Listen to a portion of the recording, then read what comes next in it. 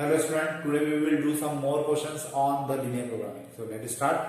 देखिए यहाँ पे p equal to 2x plus 4y, मुझे एक ऑब्जेक्टिव फंक्शन गिवन है, उसके नीचे दो कंस्टेंट गिवन है, उसके नीचे एक डिफॉल्ट कंस्टेंट गिवन है। इस क्वेश्चन को करने की मेथड सेम वही है जैसा हम लोग लास्ट वीडियो लेक्चर्स में करते हुए आ रहे हैं। तो देखिए कैसे करेंगे। यहाँ पर भी 4x प्लस 3y, इसके लिए हम लोग क्या करेंगे, यहाँ पे इक्वल टू 4 लिख देता हूँ मैं, सॉरी इक्वल टू 12 लिख देता हूँ और इसके लिए एक बॉक्स बना लेते हैं हम लोग। ये हो जाएगा x, ये हो जाएगा y। x की जगह हम लोग करते हैं 0, तो 0 रखा तो y हो जाएगा 4, y की जगह 0 रखा तो यहाँ आ जाएगा 3। मतलब मेरे पास जो कोऑर्डिनेट है वो आ जाएगा 0,4 और 3,0। इसके बाद एक और इक्वेशन है x plus 2y equal to 4, इसके लिए भी हम लोग एक बॉक्स बनाते हैं। तो मुझे यहाँ पे क्या पॉइंट मिलेंगे, ये x हो जाएगा, ये y, x को रखा 0, then we get 2 as a y, y की जगह रखा 0, तो y की जगह का हमने 0 रख दिया, तो उस कंडीशन में x आ जाएगा 4। y की जगह पे 0 रखा तो x आ जाएगा 4 और x की जगह पे 0 रखा तो y आ जाएगा 2। मतलब यहाँ पे जो कोऑर्डिनेट मुझे मिलेगा वो हो जाएगा 0,2 एंड 4,0। अब मुझे इन दोनों के लिए ग्राफ प्लॉट करना है। तो एक तो जाएगा 0,4, मैं यहां मान लेता हूं 0,4। देखिए पॉइंट लिखते जाइएगा क्योंकि पॉइंट लिखना जरूरी है, इससे हमें कंफ्यूजन भी नहीं होगा, चेक करने वाले को कंफ्यूजन नहीं होगा।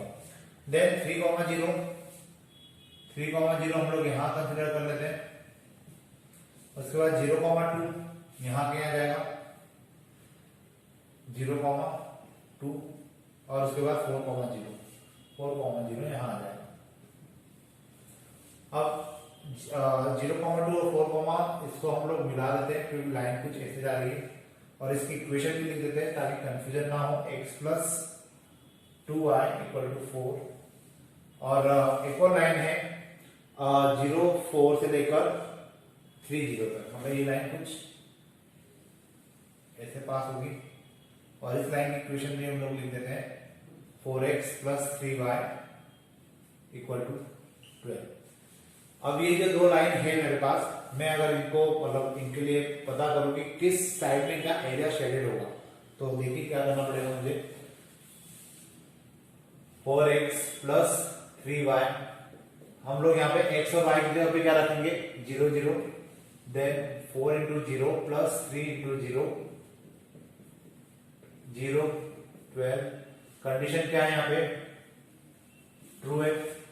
तो कंडीशन ट्रू है मतलब हमने अभी कौन सी लाइन ली थी 4x प्लस 3y वाली, और कंडीशन ट्रू है मतलब इसका एरिया नीचे की तरफ होगा। फिर हम लोग बात करते हैं x प्लस 2y की। x plus 2y greater than equal to 4। यहाँ पे अगर हमने 0 प्लस 2 इंटू 0 रखा, ये 0 और यहाँ 4 आएगा जो कि फॉल्स है। अब अगर कंडीशन फॉल्स है तो इसका जो एरिया है ये ऊपर की तरफ जाएगा। तो देखिए एक लाइन का एरिया नीचे आ रहा है और एक लाइन का एरिया ऊपर जा रहा है। तो यहां पर अगर मैं इसको थोड़ा सा आगे बढ़ाऊं तो आप लोग जल्दी समझ पाएंगे। इस लाइन का एरिया ऊपर जा रहा है और इस लाइन का एरिया नीचे आ रहा है। मतलब देखा जाए कि ये वाला जो एरिया होगा ये क्या होगा, शेडेड होना चाहिए।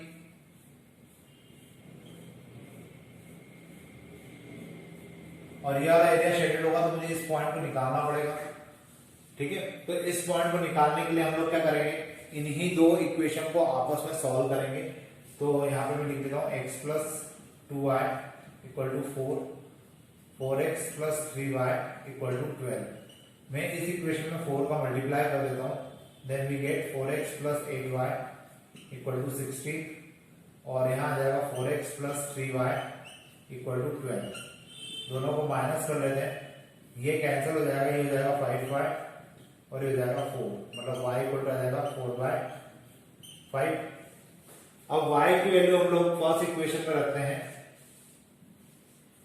तो x plus 2 into 4/5 equal to 4, x equal to 4 minus 8/5, x equal to 12/5। तो मतलब ये जो कोऑर्डिनेट है ये आ जाएंगे 12/5 4/5। अब देखिए मुझे ये 3 कोऑर्डिनेट बाउंडेड रीजन मिल चुका है, 3 कोऑर्डिनेट मिल चुके हैं, तो मैं इसको कहां पे रखूंगा, जो ऑब्जेक्टिव फंक्शन है उसमें रखूंगा। और ऑब्जेक्टिव फंक्शन में रखने के बाद हम लोग देखेंगे कि मैक्सिमम वैल्यू दे रहा है, मिनिमम वैल्यू दे रहा है, तो किस पॉइंट के ऊपर दे रहा है। तो देखिए इसका आगे क्या करते हैं।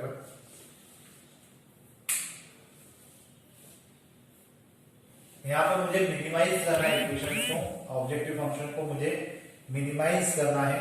तो मिनिमाइज करना है तो हम लोग फॉर 0,4 के लिए बात करें तो p इक्वल टू जाएगा 2 इंटू 0 प्लस 4 इंटू 4, ये हो जाएगा 0 प्लस 16, मतलब 16 आ जाएगा। Then for 0,2 it will be 0 into 2 into 0 plus 4 into 2, and it is state 8 for 12/5 and 4/5. Z equal to 2 into 12/5 plus 4 into 4/5, and is 24/5 plus 16/5, that is 40/5 and is 8। तो ये दो value हमारे पास सेम आ रही है और हमें क्या करना था, मिनिमाइज करना था। तो देखिए दो वैल्यू के ऊपर एक मिनिमम वैल्यू आ रही है हमें, तो हमें दोनों लिखना पड़ेगा। मिनिमम वैल्यू इज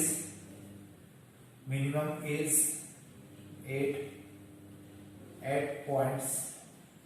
अब हमें दोनों पॉइंट्स को यहाँ पे मेंशन करना है, 8 पॉइंट्स 0,2 and 12/5, 4/5। तो ये मेरा पूरा आंसर कहलाएगा और ये आंसर आपको लिखना है, क्योंकि आप आंसर पूरा लिखेंगे तो आपको पूरे नंबर मिलेंगे। क्योंकि कितनी बार स्टूडेंट पॉइंट्स नहीं लिखते या वैल्यू नहीं लिखते, तो नहीं होना चाहिए, आपको लिखना है, तो ये आप पूरे नंबर एग्जामिनर से ले पाएंगे। अब अपन देखते हैं नेक्स्ट क्वेश्चन। देखिए जो नेक्स्ट क्वेश्चन मुझे करना है उसमें मेरे पास फिर से 3 कंस्ट्रेंट है, एक डिफॉल्ट कंस्ट्रेंट है और मुझे ऑब्जेक्टिव फंक्शन को मिनिमाइज करना है। तो अगर इस प्रकार की सिचुएशन भी है तो बात वही है कि हमें यहाँ पर ग्राफ प्लॉट करना होगा। ग्राफ प्लॉट करने पर हमारे पास कम से कम 3 स्ट्रेट लाइन इसके ऊपर प्लॉट होगी। तो देखिए हम लोग क्या करने वाले हैं, पहले सबसे पहले 2x plus Y equal to 4 लेकर चलते हैं और इसके लिए हम लोग एक बॉक्स बना देते हैं। ये हो जाएगा x, ये हो जाएगा y, x की जगह रखा 0, y इज 4, y की जगह रखा 0, देन x इज, सॉरी यहाँ पे x क्या आ जाएगा, अब यहाँ पे माइनस का 2x है, इस बात का ध्यान रखिएगा। तो अगर अपने y को 0 रखा तो ये हो जाएगा -2। तो मेरे पास जो कोऑर्डिनेट आएंगे वो आएंगे 0,4 और -2,0। अब अभी तक हमारे पास कोई नेगेटिव कोऑर्डिनेट नहीं आया था, तो नेगेटिव कोऑर्डिनेट नहीं आया था तो हमने उसको प्लॉट भी नहीं किया था। लेकिन अब यहाँ नेगेटिव कोऑर्डिनेट है तो हम लोग उसको प्लॉट जरूर करेंगे, लेकिन कंसीडर नहीं करेंगे। क्यों नहीं करेंगे, क्योंकि डिफॉल्ट स्टेटमेंट हमें बोला गया कि हमें फर्स्ट क्वाड्रेंट में जो ग्राफ प्लॉट होता है केवल इसी को लेना है। तो हम प्लॉट जरूर करेंगे, लेकिन इससे बनने वाली जो स्ट्रेट लाइन होगी वो फर्स्ट क्वाड्रेंट में जहां से पास हो रही होगी वहां से इसको कंसीडर किया जाएगा। अब उसके बाद हम लोग लेते हैं नेक्स्ट कोऑर्डिनेट है, सॉरी नेक्स्ट इक्वेशन है x + y = 3। तो इसके लिए बॉक्स बना लिया हमने, x एंड y, x को रखा 0 तो ये 3, इसको रखा 0 तो ये भी 3। तो यहाँ कोऑर्डिनेट क्या हो जाएंगे 0,3 एंड 3,0। उसके बाद हम लोग बात करते हैं x - 2y = 2। इसके लिए हमने अगर बॉक्स बनाया तो ये जाएगा x, ये y, x की जगह 0, देन y विल बी -1 और y के लिए 0 लिखा तो x विल बी 2। तो ये हो जाएगा 0,-1 एंड 2,0। अब देखिए इसको ग्राफ को प्लॉट करने के लिए आपको ध्यान रखना है y एक्सिस पे भी माइनस वाली वैल्यू आ रही है और x एक्सिस पे भी माइनस वाली वैल्यू आ रही है। तो आपको जो ग्राफ है वो थोड़ा सा x और y एक्सिस को भी लेकर, मतलब जो नेगेटिव एक्सिस है उनको भी लेकर बनाना पड़ेगा। तो सबसे पहले 0,4 की बात करें तो 0,4 में यहां मान लेता हूं और -2,0, तो -2,0 शायद इस साइड आएगा। तो ये ग्राफ जो है ये कुछ ऐसा बनने वाला है। इसको अपन नीचे ले लेते हैं थोड़ा सा।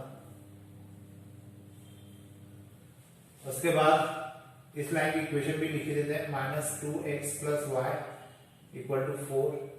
फिर x + 0,3, ये कौन सा कोऑर्डिनेट था हमारे पास, 0,4, और ये था -2,0। अब बात करते हैं 3,3 की। 0,3 इसके नीचे आ जाएगा और एक पॉइंट यहां आ जाएगा। तो इसको अगर हम लोग प्लॉट करें तो ये कुछ ऐसा जाने वाला है।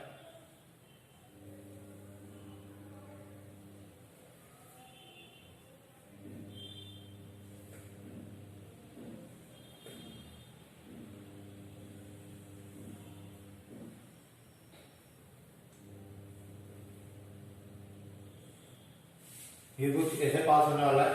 उसके बाद हम लोग बात करते हैं 0,-1 की। तो 0,-1 नीचे आएगा, ये 3,0 है और ये 0,3 है। 0,-1 नीचे आ जाएगा और 2,0 इस साइड से जाएगा। ये जो लाइन है वो कुछ ऐसे प्लॉट होगी।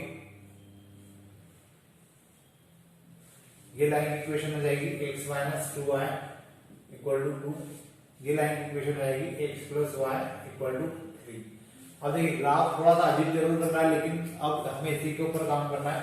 तो सबसे पहले हम लोग इसी इक्वेशन को लेते हैं, -2x + y, यहाँ पे लिखते हैं 4, और इसमें हम लोग 0, 0 रखकर देखने कर कोशिश करते हैं कि क्या हमें आउटपुट में मिलने वाला है। तो मैं इस लाइन के इस साइड का पॉइंट मतलब 0, 0 रख रहा हूं। तो यहाँ आ जाएगा -2 × 0 + 0, 4, ये हो जाएगा 0। कंडीशन यहाँ पे ट्रू है, मतलब मैंने इस लाइन के इस साइड का पॉइंट रखा था, तो इसका जो एरिया है वो नीचे की तरफ ही शेडेड होगा। उसके बाद हम लोग बात करेंगे x - 2y की। तो x + y ले लेते हैं, x + y, और यहाँ पे आ जाएगा कंडीशन जो है उसके हिसाब से 3। यहाँ 0 + 0 रखा, 0, और ये कंडीशन फॉल्स है। अगर कंडीशन फॉल्स है तो उस कंडीशन में इसका जो एरिया है या इसका जो शेडेड एरिया है ये ऊपर की तरफ जाएगा। अब अगर ये ऊपर जा रहा है तो अब इस लाइन की बात करते हैं। तो इस लाइन का मैं यहाँ पे निकाल लेता हूँ। इस लाइन की जो इक्वेशन है वो है x - 2y > 2। यहाँ पे 0 रखा, -2 × 0, कंडीशन ट्रू है। तो कंडीशन अगर ट्रू है तो इसका जो एरिया है वो नीचे की तरफ है, तो इसका एरिया जो है वो इस साइड आएगा, क्योंकि अपन ने 0, इस लाइन के 0, 0 इस साइड है, तो ऑब्वियसली कि ये एरिया इस साइड आएगा। तो देखा जाए तो जो शेडेड एरिया होगा वो यहां से होगा, यहां से भी होगा,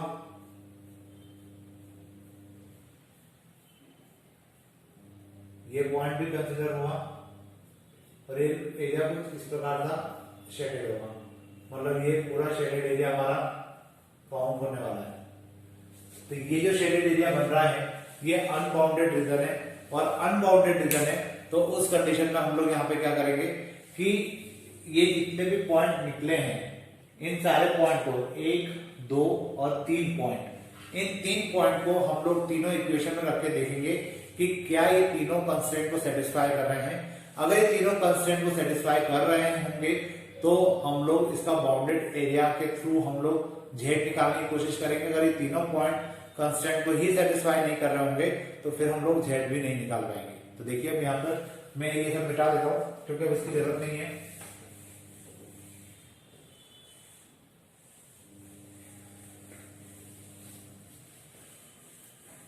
हाँ, लेकिन ये जरूर है कि मुझे पहले ये पॉइंट निकालना पड़ेगा, और इस पॉइंट को निकालने के लिए मुझे कौन सी दो इक्वेशन यूज करना पड़ेगी। एक तो x + y = 3 और x - 2y = 2। दोनों इक्वेशन को हम लोग माइनस कर देते हैं, ये कैंसिल हो जाएगा, ये हो जाएगा 3y = 1, y = आ जाएगा 1/3। अब x प्लस वाई में हमने क्या रखा, y की जगह 1/3 रखा, तो ये हो जाएगा 3 माइनस 1/3 x इक्वल टू 8/3। तो ये जो पॉइंट होगा ये हो जाएगा 8/3, 1/3। अब मुझे तीनों पॉइंट को 1 बाय 1 तीनों कंस्टेंट में रखना है। तो पहले हम -2x प्लस वाई इसको लेकर चलते हैं। इसमें हमने रखा कितना 0,4, तो 0,4 रखेंगे अगर हम लोग इस कंस्टेंट में, तो ये हो जाएगा 0 प्लस 4 और 4 आ रहा है, मतलब कंडीशन तो ट्रू हो रही है, सेटिस्फाई हो रही है।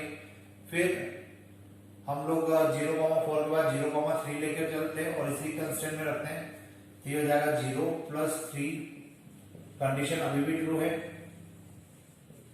फिर हम लोग लेते हैं कौन सा 8/3, 1/3, तो ये हो जाएगा -2 -16/3 प्लस 1/3, ये आ जाएगा -15/3 मतलब -5। तो ये अभी भी कंडीशन ट्रू है, मतलब जो फर्स्ट कंस्ट्रेंट है वो आपकी इन तीनों कोऑर्डिनेट को सेटिस्फाई कर रहा है। सेकंड कंस्ट्रेंट की बात करते हैं x प्लस वाई, तो इसमें अगर हमने 0,4 रखा तो 0 प्लस 4 कंडीशन ट्रू है। फिर हम लोग 0,3 रखते हैं, तो 0 प्लस 3 कंडीशन अभी भी ट्रू है। फिर हम लोग 8/3 और 1/3 रखते हैं, तो 8/3 प्लस 1/3 कंडीशन ट्रू ही आएगी, मतलब सेकंड कंस्टेंट भी क्या कर रहा है, हमारा सारे स्टेटमेंट को एग्जीक्यूट कर रहा है, या मैं यूं बोल सकता हूं कि सारी कंडीशन को सेटिस्फाई कर रहा है। अब हम लोग एक काम करते हैं, लास्ट जो है उसमें वैल्यू रख लेते हैं। तो लास्ट जो है मतलब x माइनस 2 है, और इसमें हम लोग कंडीशन रखेंगे कौन सी, पहले 0,4, 0,4, तो ये हो जाएगा 0 माइनस 2 इंटू 4, तो ये भी ट्रू ही है क्योंकि ये नेगेटिव आएगा। फिर अब हम लोग रखते हैं कितना 0,3, तो ये हो जाएगा 0 माइनस 2 इंटू 3, और कंडीशन यहाँ पे भी ट्रू ही आना है। फिर हम लोग रखते हैं कितना 8/3 और 1/3, तो यहाँ पे आ जाएगा 8/3 माइनस 2 इंटू 1/3, ये हो जाएगा कितना 8/3 माइनस 2/3 मतलब 6/3 मतलब 2, कंडीशन अभी भी यहाँ पे ट्रू है, मतलब ऑल कंस्टेंट सारे तीनों पॉइंट्स को क्या कर रहे हैं, सेटिस्फाई कर रहे हैं। तो अब मैं z निकाल सकता हूं, और z में मुझे मिनिमम वैल्यू निकालना है। z सॉरी यहाँ पे p लिखा है मैंने, तो p में हम लोग निकालते हैं फॉर, किसके लिए निकालेंगे, सबसे पहले 0,4 के लिए, तो p इक्वल टू हो जाएगा 3 इंटू 0 प्लस 5 इंटू 4, और ये आ जाएगा कितना, ये तो 0 जाएगा, ये हो जाएगा 20। फिर p इक्वल टू हम लोग निकालते हैं फॉर दूसरा पॉइंट है हमारे पास 0,3, तो ये हो जाएगा 3 इंटू 0 प्लस 5 इंटू 3, ये हो जाएगा 15। फिर हम लोग निकालते हैं फॉर 8/3 एंड 1/3, तो इसके लिए अगर हम लोग p निकालेंगे तो ये आ जाएगा 3 इंटू 8/3 प्लस 5 इंटू 1/3। देखिए यहाँ पे 3 से 3 कैंसिल मत करिए, क्योंकि 3 से 3 अगर आप कैंसिल कर देते हैं तो उस कंडीशन में गड़बड़ी होगी कि आपको फिर एलसीएम लेने में दिक्कत आएगी। तो बेटर है कि आप लोग इसको सीधे मल्टीप्लाई करें, 24/3 प्लस 5/3 लिखते हैं, ये जाएगा 29/3, और 29/3 निकालेंगे तो ये करीब करीब आएगा 9.66 समथिंग हो जाएगा।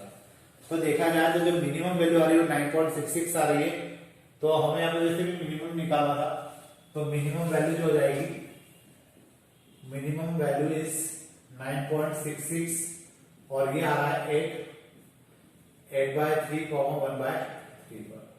तो ये जो है ये मेरे लिए क्या हो जाएगा, आंसर हो जाएगा।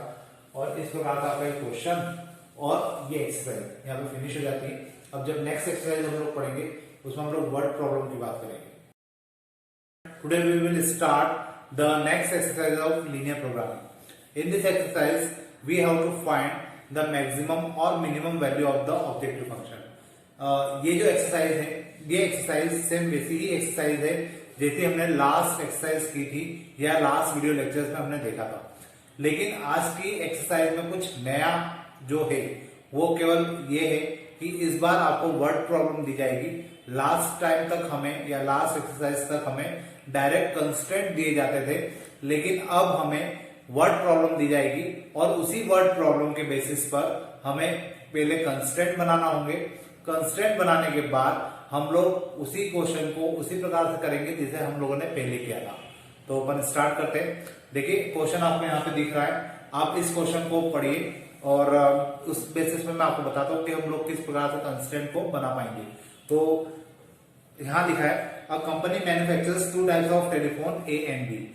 एक कंपनी है जो 2 टाइप के टेलीफोन बना रही है और दोनों टेलीफोन के जो टाइप है वो ए और बी है। A type requires 2 hours and B type requires 4 hours for its manufactures. A type के टेलीफोन बनाने में कितना टाइम लगता है, 2 आवर्स, एंड बी टाइप के टेलीफोन बनाने में लगते हैं 4 आवर्स। तो देखिए हम लोग इसको इक्वेशन में कन्वर्ट करते जाते हैं। ए टाइप के टेलीफोन है और ये बी टाइप का टेलीफोन है। ए टाइप का टेलीफोन बनाने के लिए हमें कितना टाइम लग रहा है, 2 आवर्स, और यहाँ पर बी टाइप के बनाने में लग रहा है 4 आवर्स।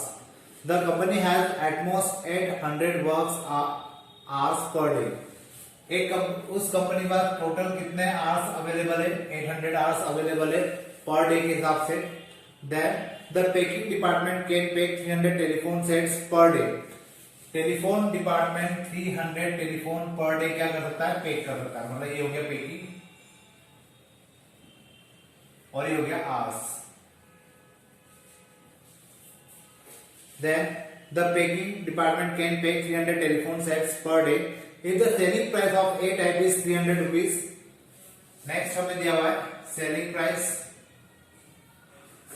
हमें दिया हुआ है 300 rupees for A type telephone and 400 rupees for B type telephone. Find how many telephone of each type should be company produce per day to maximize its sales. देखिए यहाँ पर क्वेश्चन में हमें ये बोला गया है ए टाइप का जो टेलीफोन है और बी टाइप का जो टेलीफोन है उसको बनाने में यहाँ पे 2 आवर्स लगते हैं, यहाँ पे 4 आवर्स लगते हैं, और टोटल्स जो हमारे पास आवर्स की अवेलेबिलिटी है वो है 800 आवर्स पर डे के हिसाब से दिया है। पैकिंग जो है ए टाइप के टेलीफोन और बी टाइप के टेलीफोन मिलाकर टोटल जो है वो 300 टेलीफोन सेट्स पैक किए जा सकते हैं पर डे के हिसाब से। और सेलिंग प्राइस अगर हमें दिए, ए की सेलिंग प्राइस दिए 300 और बी की दिए 400, तो हमें उन्होंने बोला है कि आपको मैक्सिमाइज करना है कि इनकी सेल्स क्या हो सके, मैक्सिमाइज हो सके या मैक्सिमम प्रॉफिट निकल सके।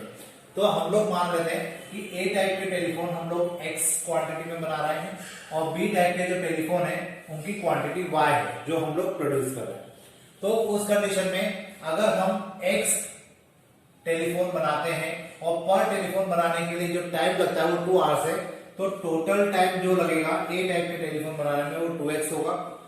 वैसे ही बी टाइप के टेलीफोन है उनकी क्वांटिटी y है। अगर एक टेलीफोन बनाने में 4 आवर्स लगते हैं तो y टेलीफोन बनाने में लगेंगे 4y। इन दोनों को प्लस कर देते हैं तो टोटल आवर्स की अवेलेबिलिटी हो जाएगी और टोटल हमारे पास कितने आवर्स अवेलेबल है, 800 मैक्सिमम।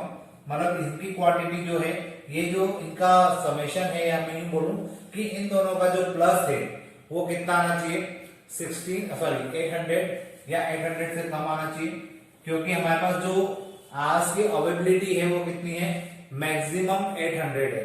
मतलब 800 आवर्स में ये टास्क कंप्लीट हो जाना चाहिए या 800 आवर्स से कम टाइम में ये टास्क कंप्लीट हो जाना चाहिए। तो इस कारण से 2x + 4y कितना हो जाएगा, <= 800। नेक्स्ट हमें बोला गया है कि पैकिंग जो है ए टाइप के और बी टाइप के पैकिंग जो है वो मैक्सिमम कितनी होती है, 300। आप लोग क्वेश्चन पे भी देख सकते हैं। यहाँ पर हमें क्या बोला गया है कि the packing department can pack 300 telephone sets per day. यहाँ पे 300 टेलीफोन सेट्स को क्या किया जा रहा है, पेक किया जा रहा है। तो मतलब मैंने ए टाइप के टेलीफोन कितना कंसिडर किए यहाँ पर x, और y टाइप बी टाइप के टेलीफोन कितना कंसिडर किए y। तो इन दोनों का जब सम किया जाता है तो ये होता है 300। इसका मीनिंग क्या हुआ कि x और y मिलाकर या तो 300 सेट्स हो जाएंगे या उससे कम होंगे, लेकिन उससे ज्यादा नहीं होंगे। उसके बाद हमें यहाँ पे प्रॉफिट की इक्वेशन या मैक्सिमाइज या ऑब्जेक्टिव फंक्शन की इक्वेशन बनाना होती है। तो ए टाइप के टेलीफोन को सेल करने पर 300 रुपीज हमें मिलते हैं। तो ऐसे कितने टेलीफोन हम लोग सेल करेंगे, x, तो ये हो जाएगा 300x प्लस वैसे ही बी टाइप के टेलीफोन हम लोग कितने सेल करेंगे, y, और पर सेट की कॉस्ट है 400, तो ये हो जाएगा 400y। अब हमें इसी को क्या करना है, मैक्सिमाइज करना है, क्योंकि अगर ये मैक्सिमाइज होगा तो हमारी सेल क्या होगी, मैक्सिमाइज होगी, कि हमारा जो प्रॉफिट होगा वो मैक्सिमाइज होगा। तो इस प्रकार से हमें कंस्ट्रेंट पहले बनाना होंगे। कंस्ट्रेंट बनाने के बाद हमें क्या करना है, ऑब्जेक्टिव इक्वेशन या ऑब्जेक्टिव फंक्शन जो है उसको फाइंड करना है। ऑब्जेक्टिव फंक्शन फाइंड होने के बाद हम लोग वही प्रोसेस करेंगे जो लास्ट वीडियो लेक्चर्स में हम लोग करते हुए आए थे या लास्ट एक्सरसाइज में हमने किया था। यहाँ पर हम फिर से क्या करेंगे, इन दो के लिए बॉक्स बनाएंगे, ग्राफ प्लॉट करेंगे, शेडेड एरिया निकालेंगे, फिर फिजिबल रीजन निकालेंगे। फिजिबल रीजन निकालने के बाद उसके बाउंडेड पॉइंट्स निकालेंगे, बाउंडेड किस एरिया में आ रहा है, और उसके बाद फाइनली हम लोग उन्हीं पॉइंट्स को कहाँ रखेंगे, ऑब्जेक्टिव फंक्शंस पर रखेंगे। जब ऑब्जेक्टिव फंक्शन में इसको रखेंगे तो हम लोग बता पाएंगे कि किस पॉइंट के ऊपर या किस कोऑर्डिनेट के ऊपर ये फंक्शन मैक्सिमाइज हो सकता है। तो देखिए अब हम इस क्वेश्चन को स्टार्ट करते हैं। ये जो था ये आप लोग लिखना चाहे तो लिख सकते हैं, और नहीं भी लिखें तो चलेगा, आप डायरेक्ट ये कंस्ट्रेंट बना सकते हैं। लेकिन कुछ क्वेश्चंस होंगे जहां पर आपको प्रॉपर टेबल बनाना पड़ेगी, जहां पर हमें प्रॉपर तरीके से दिया होगा, तो उस कंडीशन में हम लोग वहां पे टेबल बनाएंगे। लेकिन ये जो चीजें थी ये मैंने अपने समझने के लिए लिखी थी। आपको इसके ऊपर क्या लिखना होगा, आपको एक क्वांटिटी लिखना पड़ेगी। आपको इसके ऊपर लिखना पड़ेगा let a type telephone sets are X and B type telephone sets are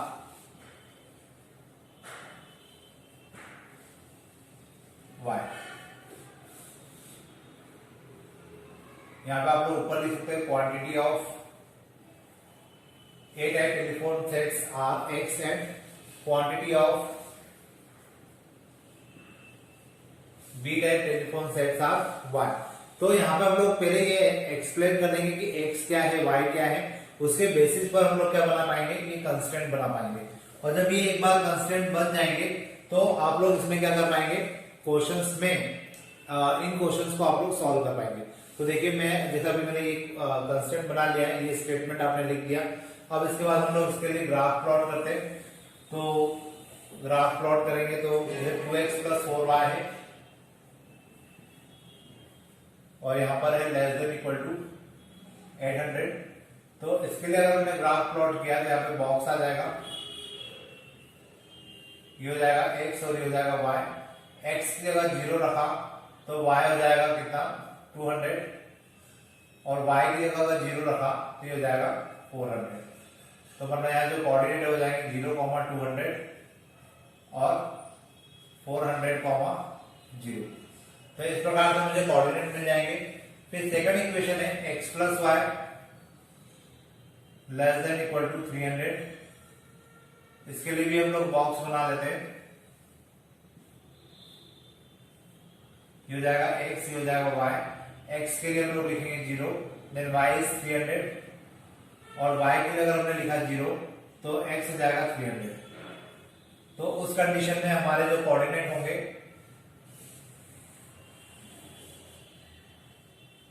उस कंडीशन में हमारे जो कोऑर्डिनेट होंगे वो जाएंगे 0, 300 और 300, 0। अब मुझे इन्हीं कोऑर्डिनेट को क्या करना है, ग्राफ पेपर के ऊपर प्लॉट करना है। तो देखिए यहाँ पे हम लोग इसको प्लॉट कर देते हैं। 0, 200 है, तो 0,200 को मैं यहाँ कंसिडर कर लेता हूँ। उसके बाद 400,0 है, उसको यहाँ मान लेते हैं, ये हो जाएंगे 400,0 और यहाँ आ जाएगा 0,200। इन दोनों को अगर हम लोग मिला दें तो हमें एक स्ट्रेट लाइन मिलेगी और इस लाइन की इक्वेशन भी लिख देते हैं 2x + 4y < 800। अब मुझे क्या करना होगा, सेकंड इसको प्लॉट करते हैं 0 से 300, मतलब ये शायद यहाँ कहीं आ जाएगा 0 से 300 और उसके बाद 300 से 0, ये यहाँ आ जाएगा 300 से 0। अब अगर इस लाइन को प्लॉट किया जाए तो ये कुछ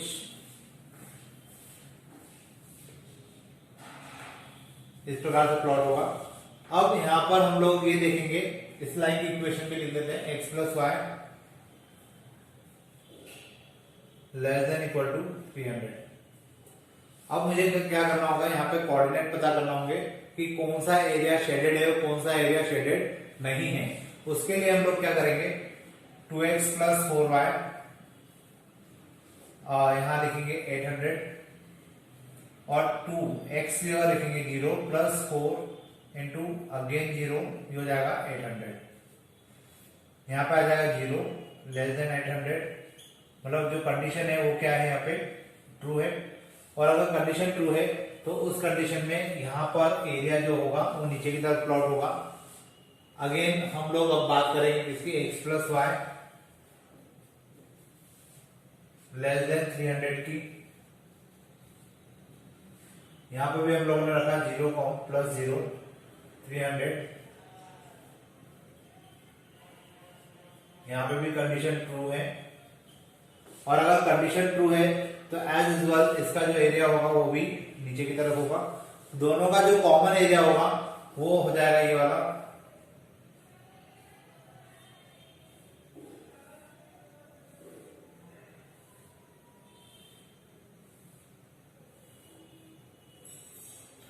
और हमें ये पॉइंट पता करना होगा। ये तो हो जाएगा 0,0 और ये पॉइंट अगर हमें पता करना है तो ये दोनों का इंटरसेक्शन पॉइंट है। और इंटरसेक्शन पॉइंट हम लोग कैसे पता कर सकते हैं, दोनों इक्वेशन हमें यहां लिखना पड़ेगी 2x + 4y = 800 और x + y = 300। हम नीचे वाली इक्वेशन में 2 का मल्टीप्लाई कर देते हैं, then we gate 2x + 2y = 600 and 2x + 4y = 800। ये कैंसिल हो जाएगा, -2y = -200 एंड y = 100। अब y की वैल्यू अगर 100 आ रही है तो इस y की वैल्यू को हम लोग कहां रख देंगे, यहां पर, तो x हो जाएगा 200।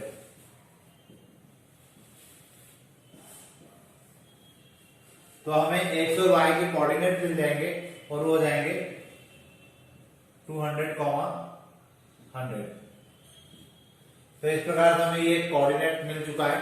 अब मेरा काम है कि ऑब्जेक्टिव फंक्शंस को पता करना कि ऑब्जेक्टिव फंक्शन इस पॉइंट पे होगा, इस पॉइंट पे होगा, या इस पॉइंट पे, या इस पॉइंट पर होगा।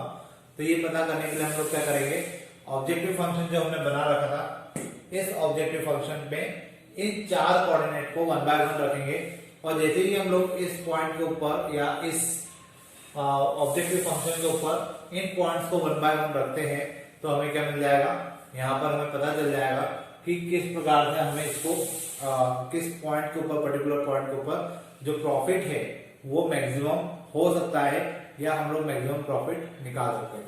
तो देखिए इसके लिए हम लोग क्या करेंगे, मैं इसको मिटा देता हूं। यहां पर हम लोग P ऊपर लिख लेते हैं, P = 300x + 400y। अब सबसे पहले हम लोग बात करते हैं 0,0 की। तो यहां पर हम लोग लिखेंगे for 0,0 P = 300 × 0 + 400 × 0 and it is 0। क्योंकि कैलकुलेशन अगर हम लोग करेंगे तो इसकी वैल्यू 0 आना है। उसके बाद हम लोग बात करते हैं फॉर जो नेक्स्ट पॉइंट है, नेक्स्ट पॉइंट ले लेते हैं हम लोग 300,0, तो यहाँ पे कितना जाएगा 300,0 p equal to 300 into 300 plus 400 into 0, p equal to 90,000 हो जाएगा और ये हो जाएगा 0, मतलब आ जाएगा 90,000। अब इसके बाद बाकी के अभी 2 पॉइंट और बाकी मैं उनको यहाँ लिख देता हूँ तो हम लोग इजीली आइडेंटिफाई कर पाएंगे। उसके बाद मैं रख देता हूँ 0,200 फॉर 0,200। अब इसके बाद ये हो जाएगा p equal to 300 into 0 plus 400 into 200। यहां पर अगर हम लोग इसको कैलकुलेट करें तो ये जाएगा 0 प्लस 80,000, फाइनली p की जो वैल्यू होगी वो जाएगी 80,000। इसके बाद मुझे अभी एक पॉइंट और निकालना बाकी है 200 और 100 वाला, तो उसको मैं यहां पे निकाल देता हूं। ध्यान से देखिएगा, p इक्वल टू हो जाएगा यहाँ पे 300x plus 400y।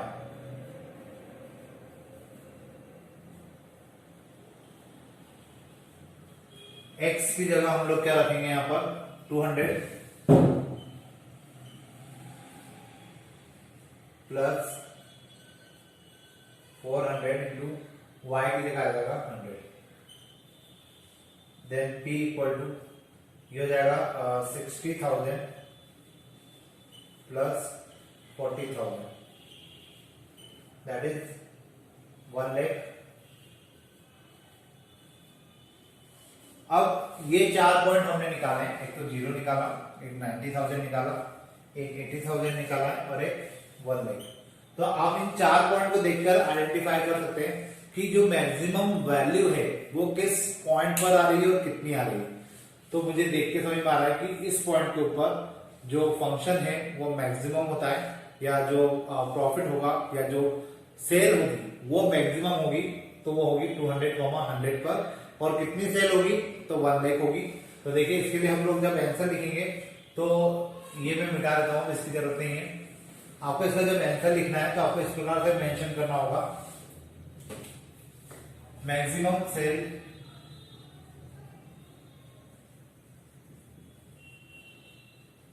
is ₹1 lakh at the point। अब ये जो मैक्सिमम सेल आ रही है ये आ रही थी हमारी 200 और 100 वाले पॉइंट के ऊपर, मैंने यहाँ पे शायद लिखा नहीं है, for 200 and 100 at the point 200 and 100। तो ये आपका जो है ये पूरा आपका आंसर कहलाएगा। और जब तो आप इस प्रकार से नहीं लिख के आते, मोस्ट प्रोबेबली आपका आंसर प्रॉपर्ली चेक ना भी हो या इसके नंबर कट जाए। क्वेश्चन काफी इजी है, बस आपको ये है कि प्रैक्टिस करना है थोड़ी सी। वर्ड प्रॉब्लम है, क्वेश्चन का कंसेप्ट वही है जो हम लोग लास्ट वीडियो लेक्चर में यूज कर रहे थे, कुछ भी नया नहीं है। बस नया इतना सा है कि आपको अब जो कंस्टेंट है जो पहले आपको बने बनाए दिए जाते थे, अब आपको वो खुद बनाने पड़ेंगे और उसके लिए आपको वर्ड प्रॉब्लम को पढ़ना पड़ेगा, उसको समझना पड़ेगा। तो हम लोग अभी आने वाले जो लेक्चर्स है उसमें और वर्ड प्रॉब्लम के ऊपर बात करेंगे, तो आपकी अच्छी उस पर ग्रिप बन जाएगी। आपको इजीली समझ में आने लगेगा कि वर्ड प्रॉब्लम को हमें किस प्रकार से सॉल्व करना है या कंस्टेंट किस प्रकार से हमें क्रिएट करना है। क्योंकि एक बार कंस्टेंट क्रिएट हो जाते हैं तो उसके बाद क्वेश्चन काफी इजी है, जैसा आपने लास्ट वीडियो लेक्चर्स में भी देखा था। तो अब हम लोग जो नेक्स्ट क्वेश्चन है वो हम नेक्स्ट वीडियो लेक्चर्स में करेंगे और होपफुली आपको समझ में आया होगा। इसके बाद हम लोग और थोड़े से क्वेश्चन पे प्रैक्टिस करेंगे तो आप लोगों की अच्छे से ग्रिप बन जाएगी। आज के लिए हम इतने रखते हैं, थैंक यू।